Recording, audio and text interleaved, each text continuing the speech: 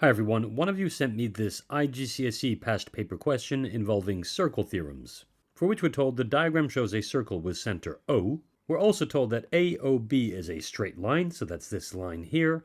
BCD is a tangent to the circle at C, so BCD is this line at the top here, which is therefore a tangent to the circle at this point here, C.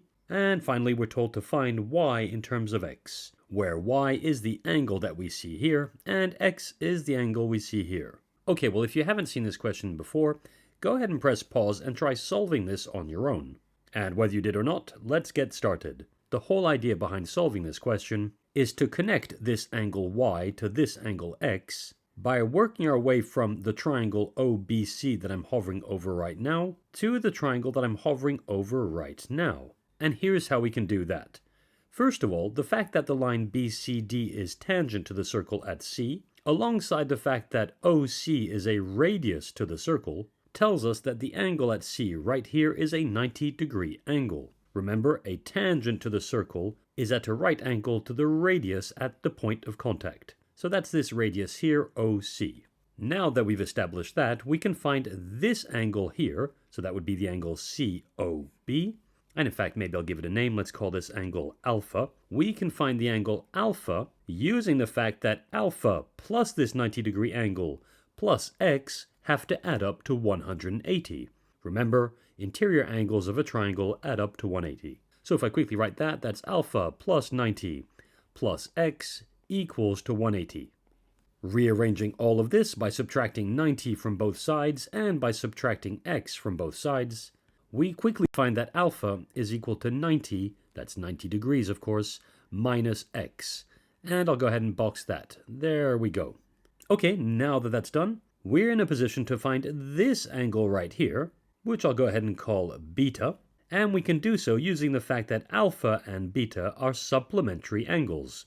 In other words, they must add up to 180 degrees. And so I can quickly write that here, alpha plus beta has to equal to 180, and since alpha is equal to 90 minus x, this quickly becomes 90 minus x plus beta has to equal to 180. Subtracting 90 from both sides, this becomes negative x plus beta equals to 90, and finally getting rid of the x on the left-hand side by adding x to both sides, we can quickly state that the angle beta is equal to 90 plus x. There we go.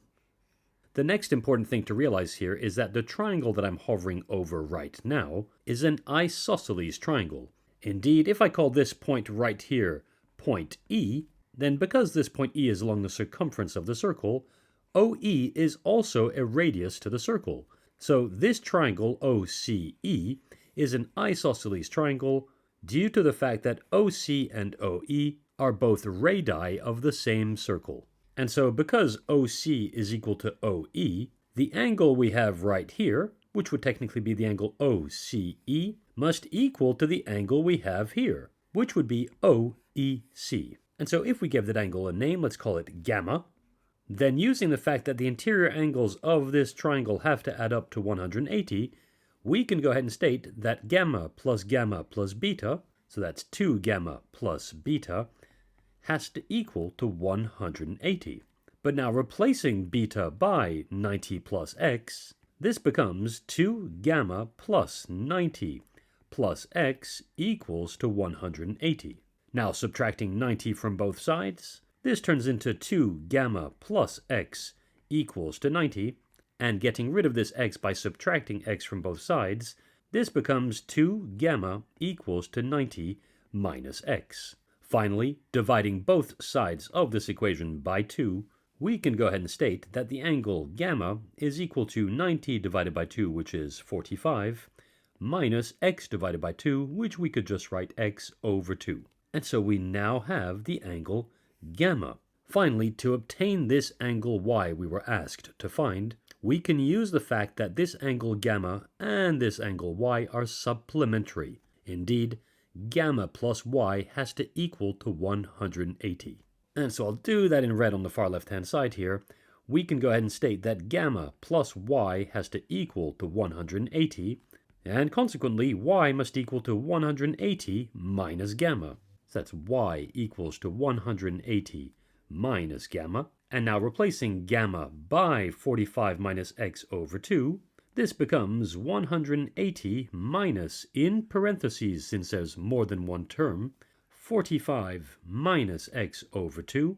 I now open up this pair of parentheses, making sure to change this subtraction into an addition, so that this becomes 180 minus 45 plus x over 2.